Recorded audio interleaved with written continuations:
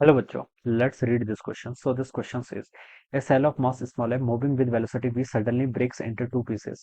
The part having mass m by 4 remains stationary. The velocity of the other cell will be, ठीक है, other cell यानी कि cell का जो other part है उसकी आपको यहाँ पर वेलोसिटी बतानी है, ठीक है।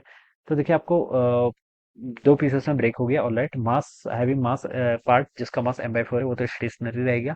The velocity of the outer cell will be, other cell जो अदर सेल है उसकी वेलोसिटी बतानी है। तो देखिए बच्चों, इस क्वेश्चन को करने के लिए आप मोमेंटम कंजर्वेशन का यूज कर लीजिए। किसका? मोमेंटम कंजर्वेशन का, ठीक है। तो इस क्वेश्चन का की कॉन्सेप्ट आप क्या लिख लीजिए? कंजर्वेशन ऑफ मोमेंटम लिख लीजिए, या फिर मोमेंटम कंजर्वेशन लिख लीजिए, ठीक है। अगर मैं इस पार्टिकल जो आपका सेल है जिसका मास कैपिटल एम है, इसको सिस्टम मान लेता हूँ, ठीक है।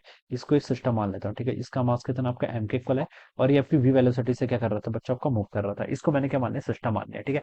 तो देखिए इसको अगर मैं पूरे को सिस्टम मान लेता हूँ तो बता सकता हूँ नेट फोर्स तो इस पर जीरो लग रहा है, ठीक है। अगर मैं इसी को सिस्टम मान लेता हूँ तो फोर्स नेट फोर्स जीरो लग रहा था, मोमेंटम को कंजर्व कर सकता हूँ। मोमेंटम कंजर्वेशन देखिए मुझे क्या बताता है, अगर यहाँ पर आपका नेट एक्सटर्नल फोर्स किसके इक्वल है? जीरो के इक्वल है, तो आप बता सकते हैं जो आपका मोमेंटम रहेगा ये क्या रहेगा? आपका कांस्टेंट मोमेंटम क्या रहेगा? कंजर्व रहेगा। इनिशियल मोमेंटम देखिए बच्चों कितना होगा? इनिशियल मोमेंटम लिख लीजिए, इसका मास m है और वेलोसिटी कितनी हुई, ठीक है। इट इज इक्वल टू, दो पार्ट्स में टूट गया, एक पार्ट का मास m/4 है, दूसरे पार्ट का मास कितना होगा? फिर 3m/4 के इक्वल होगा, ठीक है। जो m/4 वाला मास है, ठीक है, वो तो स्टेशनरी हो गया, तो उसकी वेलोसिटी कितनी? जीरो।